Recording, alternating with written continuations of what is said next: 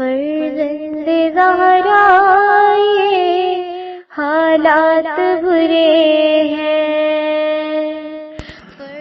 کاشانۂ بصیرت ایک ایسا مکمل یوٹیوب چینل جس پر محروم بصارت کے لیے بالخصوص اور تمام افراد کے لیے بالعموم سینکڑوں کی تعداد میں اسلامی کتب دستیاب ہیں۔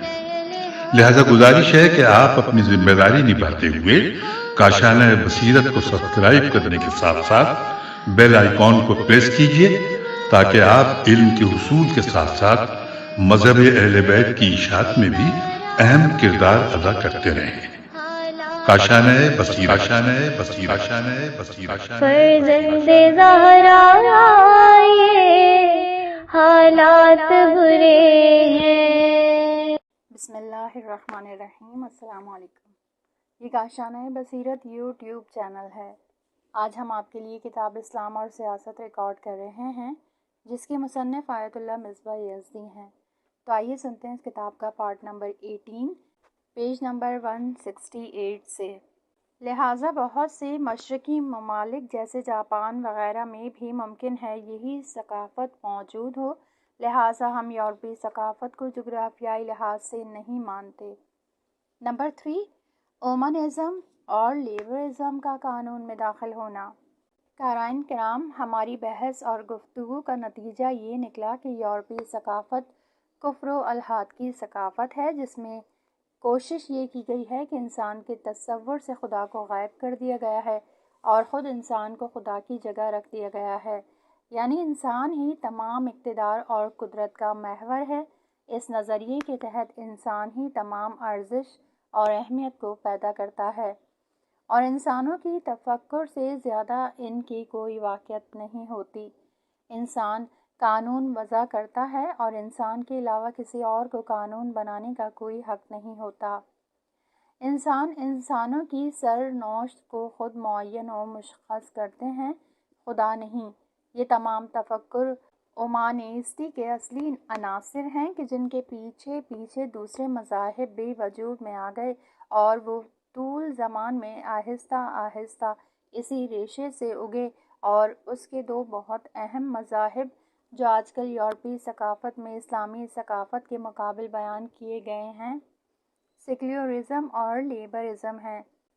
اور ظاہر ہے کہ اگر انسان کی زندگی سے خدا کا تصور ختم کر دیا جائے تو انسانی زندگی کے اہم مسائل کو دین کی کوئی اہمیت باقی نہیں رہے گی، اور اس لحاظ سے دین کو اجتماعی، سیاسی اور حقوقی مسائل سے الگ رکھنا ہوگا۔ اس نظریے کی بنیاد پر اگر کچھ افراد دین کے نام پر کچھ ارزشیں اور اہمیتیں ایجاد کرنا چاہیں تو وہ ان ارزشوں کو صرف معبد اور اپنی فردی زندگی کے لحاظ سے تصور کریں، یعنی در حقیقت دین اقتدار کی قرار گاہ خاص طور سے افراد کی فردی زندگی ہے، اجتماعی زندگی نہیں ہے۔ یہ وہی تفکر ہے جو دین کو سیاست اور اجتماعی زندگی کے جدی مسائل سے جدا کرتا ہے، جس کو سیکولرزم کہا جاتا ہے۔ اور آخرکار یورپی ثقافت کا دوسرا ثمرہ لیبرزم ہے۔ جب تمام اقتدار کا محور انسان ہو اور اس کے علاوہ دوسری کوئی اور چیز اس کی سرنوشت پر حاکم نہ ہو تو یہ کہنا چاہیے کہ ہر وہ کام جس کو انسان کا دل چاہے اس کو انجام دے، اور یہ وہی مطلق آزادی یا لیبرزم ہے۔ لیکن اگر ہر انسان مطلق طور پر آزاد رہنا چاہتا ہو تو اثر و حرج لازم آئے گا اور قانون کا کوئی مقام باقی نہ رہے گا، اور ظاہر سی بات ہے کہ اس طرح کی شرطوں کو برداشت نہیں کیا جا سکتا، اور واضح طور پر معاشرے میں قانون کی ضرورت کا احساس ہوگا کہ ایسا قانون ہونا چاہیے جو اثر و حرج کو روک دے، اور جب نظم برقرار ہو جائے اور اثر و حرج ختم ہو جائے تو پھر قانون کی ضرورت بھی ختم ہو جائے گی۔ تو پھر ہر فرد کا دل جو چاہے گا وہ آزادانہ طور پر اس کو انجام دے گا۔ نمبر 4، یورپی ثقافت کے اصول اور اسلامی ثقافت سے ان کا موازنہ۔ قارئین کرام، آپ نے ملاحظہ فرمایا کہ اومنزم نظریے کا خلاصہ سیکولرزم اور لیبرزم پر ہوتا ہے، اور انہی دو عناصر سے اصلی یورپی ثقافت وجود پاتی ہے، اور بار بار یہ جو یاد آوری کی جاتی ہے کہ تم اپنی حفاظت کرتے رہنا کہ کہیں تم پر یورپی ثقافت حملہ کر کے تمہاری ثقافت کا جنازہ نہ نکال دے۔ ان سے ہماری مراد یہی ثقافت ہے جس کا لازمہ لیبرزم اور سیکولرزم پر ہے۔ یہ ثقافت یورپ میں رائج ہوئی اور اس نے صنعت اور ٹیکنالوجی کی پیش رفت کے ساتھ ساتھ معاشرہ بشری میں مختلف پرکشش چیزوں کو ایجاد کیا، اور دوسرے ممالک بھی کم و بیش اس ثقافت سے متاثر ہوئے، اس لیے کہ معاشرے کی معرفت رکھنے والے محققین کا یہ عقیدہ ہے کہ یورپی ٹیکنالوجی کے صادر ہونے کے ساتھ ساتھ یورپی ثقافت بھی صادر ہونے لگی۔ یہ وہ واقعیت ہے جس پر موجودہ دور میں ترقی کرنے والے ممالک کو غور و فکر کرنا لازمی ہے۔ اس مقام پر یہ سوال پیش آتا ہے کہ کیا یورپی ثقافت کو قبول کیے بغیر ٹیکنالوجی کو تسلیم کیا جا سکتا ہے؟ البتہ اسی موضوع کے بارے میں دوسرے مقام پر بحث کی جائے گی، لیکن ہم یہاں پر مختصر طور پر یہ بتا دیں کہ اب تک تو یورپی ٹیکنالوجی کے صادر ہونے کے ساتھ ساتھ یورپی ثقافت بھی تمام ممالک میں صادر کی گئی ہے، اور تمام انسان کم و بیش اس ثقافت سے متاثر ہیں، یہاں تک کہ ہمارے اسلامی معاشرہ اور اسلامی ممالک بھی اس ثقافت سے استفادہ کیے بغیر نہ رہ سکے۔ البتہ یہ سب اس لیے ہوا کہ اسلامی اقتدار کی حفاظت کرنے میں لاپرواہی سے کام لیا گیا، یہ نہیں کہ ان دونوں ثقافتوں کو جدا کرنا ممکن نہ تھا۔ افسوس کہ آج یہ مشاہدہ کرتے ہیں کہ بہترین فکر رکھنے والے افراد کے مختلف طبقوں میں التقاط و اختلاط، مختلف نظریوں کا آپس میں مل جانا پیدا ہو گیا ہے کہ اسلامی ثقافت کے التقاطی تفکر کو یورپی الحادی ثقافت سے ملا دیا ہے۔ البتہ مختلف سطح یعنی طبقے کے اعتبار سے یہ اختلاط فرق کرتا ہے۔ بعض موارد میں یورپی ثقافت کا بول بالا ہے، جبکہ ان موارد میں اسلام کا اتنا بول بالا نہیں ہے، اور دوسرے موارد میں اسلام نے جلوہ دکھایا ہے۔ لیکن افسوس کا مقام ہے کہ یورپی ثقافت نے غبار آلود اور تاریک فضا ایجاد کر دی ہے، اور اسلام ناب محمدی کی صاف و شفاف فضا دنیا کے کسی کونے میں بھی واضح طور پر دکھائی نہیں دیتی ہے۔ ہمارے اعتقاد کے مطابق جو سب سے اہم فضا اسلامی ثقافت کو صاف و شفاف کر سکتی ہے اور اس سے دوسری ثقافتوں کے غبار کو صاف کیا جا سکتا ہے، وہ جمہوری اسلامی ایران کی فضا ہے، اور جب اس نظام میں اس طرح کی طاقتور قدرت موجود ہے اور عوام الناس اسلام اور اسلامی ثقافت کے لیے اپنا سب کچھ قربان کرنے کے لیے تیار ہیں، اس بنا پر انقلاب اسلامی یورپی ثقافت کے لیے سب سے بڑے خطرے کے عنوان سے بن کر ابھرا ہے۔ جیسا کہ کچھ دن پہلے واشنگٹن کے نزدیک ایک یورپی سیاست کی تحقیق کرنے والے ادارے کے ایک رئیس نے کہا تھا کہ جمہوری اسلامی ایران دنیا کے لیے سب سے بڑا خطرہ ہے۔ ظاہر ہے کہ جس چیز سے وہ ڈرتے ہیں اور اپنے لیے ایک خطرہ سمجھتے ہیں وہ اقتصادی خطرہ نہیں ہے، اس لیے کہ ان کا اقتصاد ہم سے کہیں بہت زیادہ اچھا ہے۔ اسی طرح ان کو نظامی خطرہ بھی نہیں ہے، اس لیے کہ ان کے پاس ایسے خطرناک اسلحے موجود ہیں کہ دوسرے ممالک میں ان جیسے نمونے نہیں ملتے۔ ان کے پاس ایسی فوج موجود ہے کہ دنیا کے تمام ممالک میں نہ کمیت کے اعتبار سے اور نہ کیفیت کے اعتبار سے ایسی فوج موجود نہیں ہے، بلکہ وہ تو جمہوری اسلامی ایران کی فکری، عقیدتی اور ثقافتی توانائی سے خوف کھائے ہوئے ہیں، اور صاف لفظوں میں کہتے ہیں جمہوری اسلامی ایران ایسا خطرہ ہے جو زمین کے اعتبار سے نامحدود اور منحصر با فرد ہے۔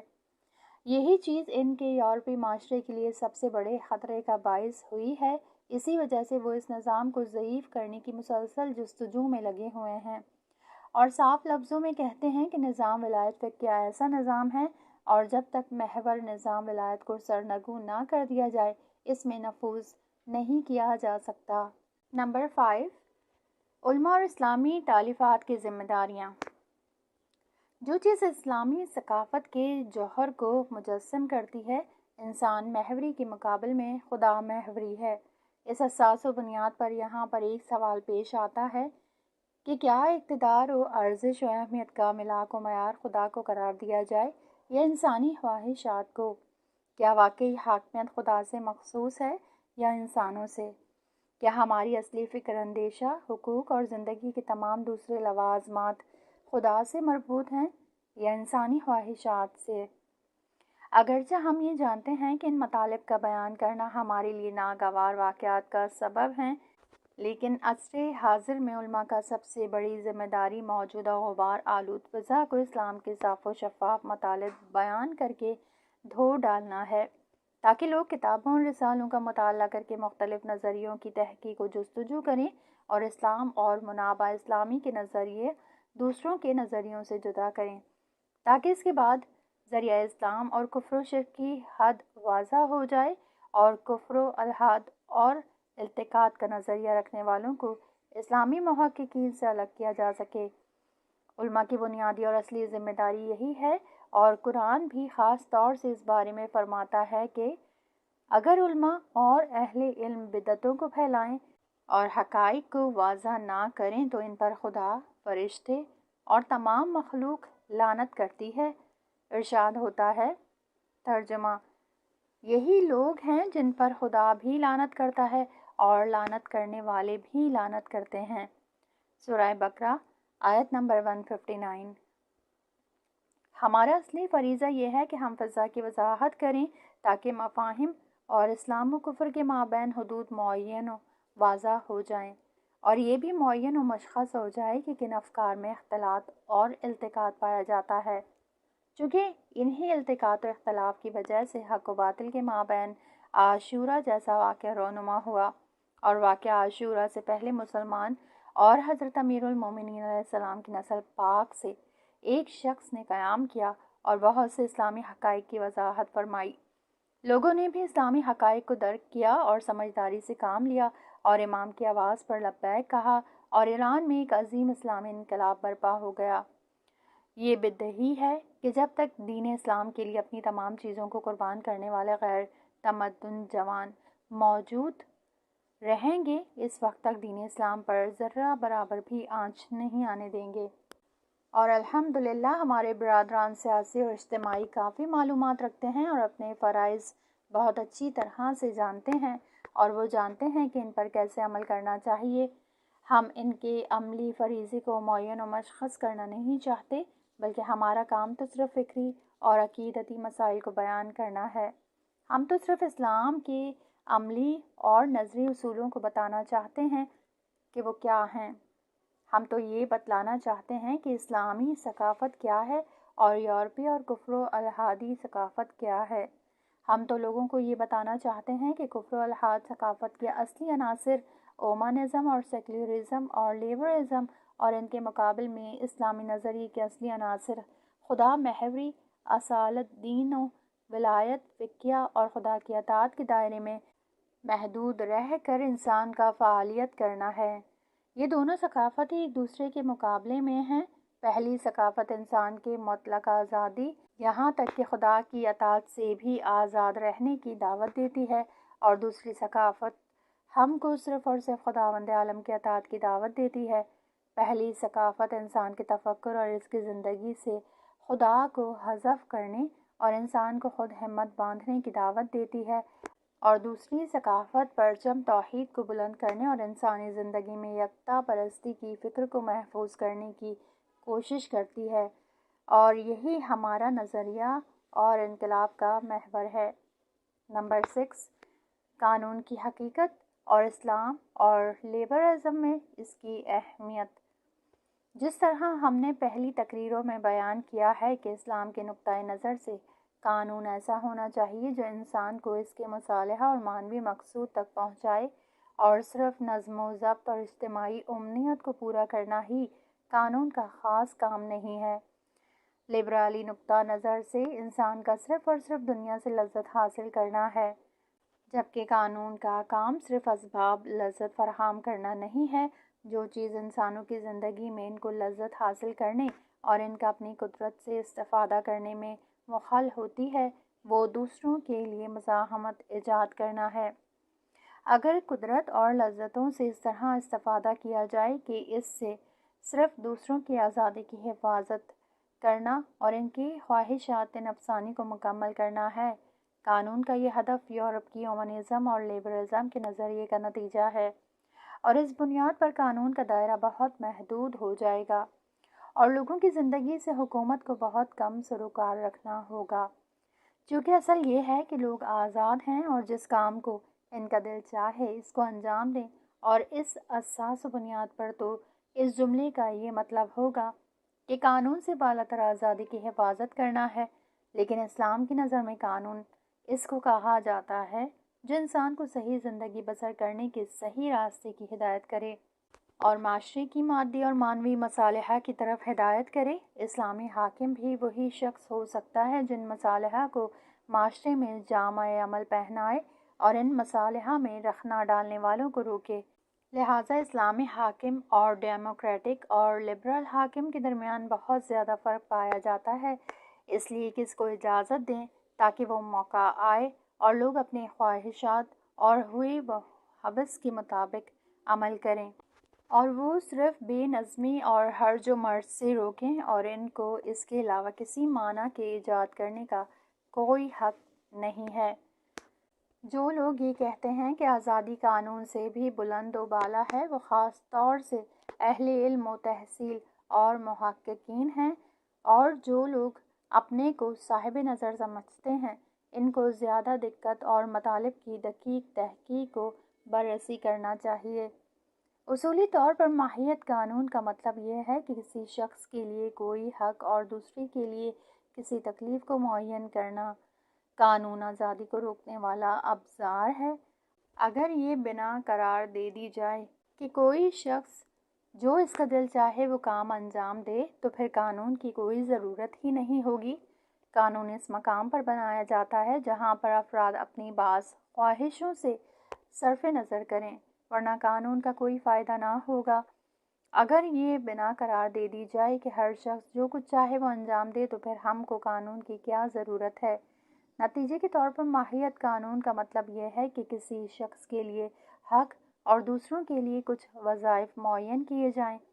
اگر ہمارے پاس کوئی ایسا قانون ہو جو کسی حق کو تمام انسانوں کے لیے ثابت کرے تو پھر بھی وہ کسی وظیفہ فریضہ کا متضمن ہوگا۔ مثال کے طور پر اگر ایک بین الاقوامی یہ قانون ہو اور وہ قانون یہ حکم صادر کرے کہ ہر انسان آزاد ہے اور اس کو یہ حق ہے کہ وہ دنیا کے کسی گوشے میں اپنے رہنے کے لیے جگہ کا انتخاب کرے، تو اس قانون کا مفاد تمام انسانوں کے لیے حق کا اس بات کرنا ہے، لیکن وظیفہ معین کیے بغیر دوسروں کے لیے حق ثابت کرنا نہیں ہے، ورنہ ایسے قانون کا مطلب یہ ہوگا کہ ہر شخص کسی بھی جگہ رہنے کا حق رکھتا ہے اور دوسروں کو اس حق کا احترام کرنا چاہیے اور اس کی مزاحمت نہیں کرنا چاہیے۔ نتیجے کے طور پر قانون یا تو تصریحی طور پر اور یا اشارے کے طور پر کن امور کو انجام دینا چاہیے اور کن امور کو انجام نہیں دینا چاہیے کا متضمن ہے۔ یہاں تک کہ اگر ہر فرد کے لیے بھی حق کو ثابت کرتا ہے تو اس کا مفاد یہ ہے کہ دوسرے اس حق کی رعایت کریں اور اس کا احترام کریں۔ جو قانون یہ کہتا ہے کہ ہم کو ایسا کرنا چاہیے یعنی اس کے علاوہ عمل نہیں کرنا چاہیے، اور اس سے مراد یہ ہے کہ آزادی محدود ہے، یعنی کن افعال کو انجام دینا چاہیے اور کن افعال کو انجام نہیں دینا چاہیے کی معرفت ہے۔ نتیجتاً جو قانون آزادی کے محدود ہونے کو ناپسند کرتا ہو وہ قانون تناقض رکھتا ہے، اور قانون یعنی وہ چیز جو آزادی کو محدود کر دے، تو اس بنا پر قانون سے اوپر کوئی آزادی نہیں ہے، مگر کچھ مقامات پر کچھ خاص آزادیاں ہیں اور ہم یہ کہتے ہیں کہ ان آزادیوں کی رعایت ہونا چاہیے، تو یہ بھی کچھ دوسرے قوانین کے اوپر ایک قانون ہو جائے گا۔ لیکن اگر کوئی قانون آزادی کے لیے کسی طرح کی محدودیت کا قائل نہ ہو تو وہ بھی لغو اور تناقض کا متضمن ہوگا، اور کوئی بھی عاقل اس طرح کی باتیں نہیں کر سکتا، اس لیے کہ اصل میں قانون کی شان ہی آزادی کو محدود کرنا ہے۔ لیکن اگر اس شعار سے کہ قانون کو آزادی کے محدود کرنے کا کوئی حق نہیں ہے بلکہ مطلق آزادی ہونا چاہیے یہ مراد ہو تو یہ تناقض ہے، اور اگر ان کے مراد شرعی آزادیاں ہیں تو ہم ان سے یہ عرض کرتے ہیں کہ شرعی آزادی کون سی ہے اور کون شخص یہ معین کرے گا کہ مشروع آزادیاں کون سی ہیں اور نامشروع آزادیاں کون سی ہیں۔ نمبر 7، مشروع آزادی کا نسبی ہونا۔ ہر نظام اپنی خاص ثقافت کی بنیاد پر کچھ امور کو جائز اور معقول سمجھتا ہے، اگرچہ دوسرے افراد ان کو کتنے ہی نامشروع کیوں نہ سمجھتے ہوں۔ تو پھر مطلق آزادی کا کیا مطلب؟ یعنی کوئی بھی قانون مطلق آزادی کی ضمانت نہیں لے سکتا۔ جب کسی قانون میں یہ لکھا جائے کہ قانون کو مشروع آزادیوں کو پورا کرنے کا ذمہ دار ہے، تو ایک ایسی میزان ہو جو یہ بتائے کہ مشروع آزادیاں کون سی ہیں۔ یعنی مشروع، معقول اور مفید آزادیوں کو کس معیار کے ذریعے معین کیا جائے۔ اس مقام پر یہ کہا جاتا ہے کہ مشروع آزادیوں کو معین کرنے کا ذمہ دار قانون ہوتا ہے۔ بہرحال ہم پھر اپنے اصلی مطلب کی طرف پلٹتے ہیں کہ اگر کوئی شخص یہ کہے کہ معاشرے میں ہر طرح کی آزادی جائز ہے، تو اس کا مطلب یہ ہوا کہ معاشرے کے لیے کسی قانون کا ہونا لازمی نہیں ہے۔ لیکن کوئی عاقل انسان اس طرح کی باتیں نہیں کرتا، مگر وہ انسان جو اپنی باتوں کی طرف متوجہ ہی نہ ہو، اور بس جو شخص بھی آزادی کا دم بھرتا ہے، یقیناً اس کی مراد محدود آزادی ہے۔ اب یہاں پر یہ سوال ذہن میں آتا ہے کہ آزادی کی حدود کو کون شخص اور کس معیار سے معین کرے گا؟ اگر افراد اپنی دلخواہ مرضی کے مطابق آزادی کی حدوں کو معین کریں گے تو بھی ہرج و مرج لازم آتا ہے، اس لیے کہ اس صورت میں ہر انسان اپنے منافع کو پورا کرنے کی کوشش کرے گا، لہٰذا آزادی کی حدوں کو معین کرنے والا کوئی شخص ہونا چاہیے۔ اب قانون کو کس قانون گزار کے ذریعے مشخص و معین ہونا چاہیے؟ بدیہی ہے، اگر قانون گزار کا ارادہ لوگوں کی خواہشات کے مطابق ہو اور قانون کا معیار و ملاک لوگوں کی خواہشات ہوں، تو عملی طور پر ہوس باز افراد غالب ہوں گے، یعنی وہی چیز جو اومنزم اور لبرلزم نظریے کا بنیادی پہلو ہے۔ اس نظریے میں قانون کا کردار اثر و حرج کو روکنا ہے اور لوگوں کی مرضی کے مطابق ان کی ضرورتوں کو پورا کرنا ہے، لیکن اسلامی نقطۂ نظر سے یہ موضوع قابل قبول نہیں ہے کیونکہ بنیادی اشکال رکھتا ہے۔ نمبر 8، اسلام کا لبرلزم سے ٹکراؤ۔ یہ طے ہے کہ ہم اسلام کو تسلیم کر لینے کے بعد لبرلزم کو قبول نہیں کر سکتے۔ اگر ہم یہ تسلیم کر لیں کہ قانون یعنی جو انسانوں کے مصالحہ کو پورا کرے، تو پھر ہم یہ نہیں کہہ سکتے کہ ہر انسان جو اس کا دل چاہے وہ فعل انجام دے، چونکہ یہ دونوں آپس میں سازگار نہیں ہیں۔ یا محور خدا ہوں یا انسان، دوسرے لفظوں میں یا ہم اللہ کو مانیں یا اومنزم کو مانیں۔ اب یہ نہیں ہو سکتا کہ انسان کو بھی ملاک قرار دیں اور خدا کو بھی۔ اس طرح کی دو اصل کو قبول کرنا تعارض اور تضاد کے ساتھ ساتھ ایک قسم کا شرک بھی ہے، اور اگر خدا کو نہ مانے تو یہ کفر و الحاد ہے، اس لیے کہ اسلام اور کفر و الحاد آپس میں ایک دوسرے کے متناقض ہیں اور یہ آپس میں ایک بنیادی جنگ رکھتے ہیں، اور اسی دلیل کی وجہ سے امریکہ کے بڑے بڑے سیاستدانوں کا یہ عقیدہ ہے کہ جب تک ایران میں اسلامی نظام حاکم رہے گا ہم ایران سے سازش نہیں کر سکتے، چونکہ یہ دونوں متناقض نظریے ہیں اور ان کے نظام بھی ایک دوسرے کے سازگار نہیں ہیں۔ اصل مسئلہ یہ ہے کہ مختلف نظریات میں بہتر قانون کی کیا کیا خصوصیتیں ہیں۔ کیا قانون کو معاشرے میں صرف نظم برقرار کرنا چاہیے؟ فردی خواہشات اور آزادیوں کو اگر وہ ایک دوسرے کی مزاحمت نہ کریں تو ان کو پورا کرنا چاہیے؟ یا قانون کو انسان کے واقعی مصالحہ کو پورا کرنا چاہیے، چاہے اکثر افراد اس کو چاہتے ہوں یا نہ چاہتے ہوں؟ البتہ اگر لوگوں نے اس کو تسلیم کر لیا تو اس کو عملی جامہ پہنا دیا جائے گا، اور اگر تسلیم نہ کیا تو اسی طرح عالم الزام میں باقی رہے گا۔ بس اصل افراد ہیں، لیکن یہ دیکھنا چاہیے کہ مشروعیت قانون کیا ہے۔ کیا مطلوب قانون صرف وہ قانون ہے جو لوگوں کے دل خواہ ہو اور ان کی خواہشوں کو پورا کرتا ہو، یا قانون مطلوب وہ قانون ہے جو لوگوں کی مصلحت کو پورا کرتا ہو؟ یہ دو نظریے آپس میں ایک دوسرے سے صلح نہیں کر سکتے، اور ان کو ایک دوسرے سے ملا دینا ایک تاریک فضا کو ایجاد کرنا ہے، تاکہ جو افراد غلط طریقے سے استفادہ کرنے کے چکر میں ہیں وہ گندے پانی سے مچھلی کا شکار کر لیں۔ ہماری ذمہ داری یہ ہے کہ فضا کو صاف و شفاف کریں تاکہ یہ معلوم ہو سکے کہ اسلام کیا ہے اور کفر کیا ہے، اور پھر انسان جس کو چاہے انتخاب کرے۔ شاعر کہتا ہے ترجمہ: دین اور کفر ایسی دو چیزیں ہیں کہ جس کے خریدار بہت ہیں۔ کچھ لوگ اسلام کے اور کچھ لوگ کفر کے خریدار بن گئے۔ ہر حال میں لوگوں کو یہ جاننا چاہیے کہ کون سا متاع یعنی مال متاع دین ہے اور کون سا متاع متاع کفر ہے، تاکہ دونوں میں سے ایک کو منتخب کر لے۔ ہمارا وظیفہ دینی مفاہیم کو صاف و شفاف کرنا ہے اور اس سے ہر طرح کے غبار کو دور کرنا ہے تاکہ لوگ آگاہ طور پر انتخاب کریں۔ اور کچھ لوگوں نے ایسی فضا بنائی ہے اور چاہتے ہیں کہ دین کی جگہ ڈیموکریسی اور آزادی کو حاکم کر دیں، لیکن ہمیں ہر حال میں ان لوگوں سے ہوشیار ہونا چاہیے اور توجہ رکھنا چاہیے کہ کیا کہیں اور کیا کریں۔ نمبر 9، اسلام اور ڈیموکریسی میں قانون گزاری۔ ہم اس سے پہلے اس بات کی طرف اشارہ کر چکے ہیں کہ اسلام اور ڈیموکریسی کے درمیان کبھی صلح نہیں ہو سکتی ہے۔ ڈیموکریسی یعنی مردم سالاری یا لوگوں کی حکومت، دوسرے الفاظ میں لوگوں کی رائے اور نظریے کو معتبر سمجھنا۔ اب اس اعتبار کو محدود ہونا چاہیے یا لامحدود؟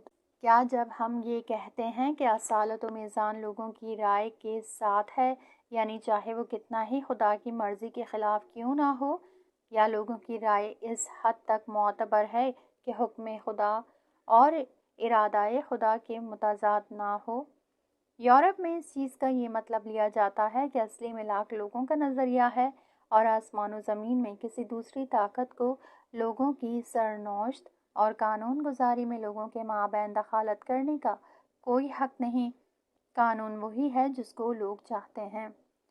یہاں پر ایک سوال یہ پیش آتا ہے کہ قانون کے معتبر ہونے کا ملاک و معیار تمام افراد کا ایک نظریے پر متفق ہونا ہے یا اکثر افراد کا متفق ہو جانا ہی کافی ہے؟ عملی میدان میں تو تمام افراد متفق نہیں ہو سکتے ہیں، اور اگر اکثر افراد کا متفق ہونا کافی ہے تو تمام افراد کا وظیفہ کیا ہوگا اور اکثر افراد کی رائے ان کے لیے کتنی معتبر ہوگی؟ در حقیقت آج کل کی ڈیموکریسی اور نخبہ گرائی یعنی منتخب کی ہوئی چیز سے بنتی ہے، یعنی لوگ قانون بنانے کے لیے نمائندوں کو انتخاب کرتے ہیں۔ اب اگر اکثر افراد کی نظر چنیدہ افراد کے نظریے سے مختلف ہو تو دونوں میں سے کس کا نظریہ معتبر ہوگا؟ البتہ عام طور سے چنیدہ افراد لوگوں کی خواہش کے مطابق قانون بناتے ہیں، اس لیے اگر وہ ایسا نہ کریں تو اگلے الیکشن میں ان کو کوئی ووٹ نہیں دے گا اور وہ منتخب نہیں ہو سکیں گے۔ اس لیے لوگوں کی خواہش کو پورا کرتے ہیں اور انہی کی مرضی کے مطابق قانون بناتے ہیں، لیکن بعض موقع پر لوگوں کے نظریے اور اکثر چنیدہ افراد کے نظریے میں اختلاف پایا جاتا ہے۔ کچھ لوگوں کا ہدف یہ ہے کہ ایران میں حکومت علماء، ولایت فقیہ اور حکومت اسلامی کے مقام پر ڈیموکریٹک حکومت قائم ہونی چاہیے۔ ڈیموکریٹک کا مطلب یہ ہے کہ لوگوں کی خواہش کے علاوہ کوئی دوسری چیز قانون کو معین کرنے میں دخالت نہیں رکھتی ہے۔ کیا مسلمان اس کو تسلیم کر سکتے ہیں یا نہیں؟ اسلام ڈیموکریسی کے ساتھ سازگار ہونے کا دعویٰ کرنے والے افراد کے بارے میں یہ سوال پیش آتا ہے کہ لوگوں کی رائے اگر وہ خدا کے قطعی حکم کے برخلاف ہو تو کیا وہ پھر بھی معتبر ہے یا نہیں؟ اگر معتبر نہ ہو تو ڈیموکریسی ایجاد نہیں ہوئی ہے، اور اگر ملاک اعتبار لوگوں کی رائے ہے اور خدا کے قطعی حکم کے خلاف ہو تو اس صورت میں ڈیموکریسی اسلام کے ساتھ سازگار نہ ہوگی۔ کیا اسلام خدا اور رسول کی اطاعت کے علاوہ کوئی اور چیز ہے؟ کیا اس کے علاوہ بھی کوئی دوسرا اسلام ہے؟ آج کل یہ کہا جاتا ہے کہ اسلام میں متعدد قرائط ہیں، لیکن جس قرائط کی بنا پر انقلاب برپا ہوا وہ یہ ہے کہ احکام خدا اور الہی اقتدار کو معاشرے میں حاکم ہونا چاہیے، اور جن افراد نے اس انقلاب کو برپا کیا اور اپنے خون کے آخری قطرے تک اس کی حمایت کی اور آئندہ بھی حمایت کرتے رہیں گے، ان کا ہدف اس کے علاوہ اور کچھ نہ تھا۔ اب اگر قانون گزاری کے مسئلے میں ڈیموکریٹک کا مطلب انسانوں کی رائے کو اصل قرار دینا ہے، یہاں تک کہ اگرچہ ان کی رائے حکم خداوندی کے خلاف ہی کیوں نہ ہو، تو اسلام کے نقطۂ نظر سے ایسی ڈیموکریٹک مردود ہے۔ لیکن اگر ڈیموکریٹک کا مطلب دوسرا ہو اور لوگ مبانی اور اصول اور اسلامی اقتدار کی محافظت کرتے ہوئے اپنے اجتماعی معاشرے اور قانونی مسائل میں اپنے چنے ہوئے افراد کے ساتھ حق دخالت رکھتے ہوں اور اپنے منتخب کیے ہوئے افراد کے ساتھ زمان و مکان کی خاص شرطوں کا خیال رکھتے ہوئے قوانین بنائیں، تو یہی چیز ہمارے اسلامی ملک ایران میں پائی جاتی ہے، اور پارلیمنٹ کے ممبران بھی اس لائحہ کے بارے میں بحث اور مشورہ کر کے اس کو تصویب کر سکتے ہیں، لیکن پارلیمنٹ کے تصویب کیے ہوئے قوانین اس وقت معتبر ہوں گے جب وہ اسلامی احکام کے مخالف نہ ہوں۔ بہرحال یہ جو لوگوں کو زمان و مکان کی خاص شرائط کے ساتھ متغیر مقررات یعنی قوانین کو معین کرنے کی خاطر افراد کو منتخب کرنا پڑتا ہے، یہی چیز ہمارے ملک میں رائج ہے، اور امام خمینی رحمۃ اللہ علیہ نے بھی اسی روش کی تائید فرمائی ہے، اور ہمارے اساسی بنیادی قوانین نے بھی اس کی تائید کی ہے۔ اگر قانون گزاری میں ڈیموکریٹک کا یہی مطلب ہے تو ایسی ڈیموکریٹک کا کوئی مخالف نہیں ہے۔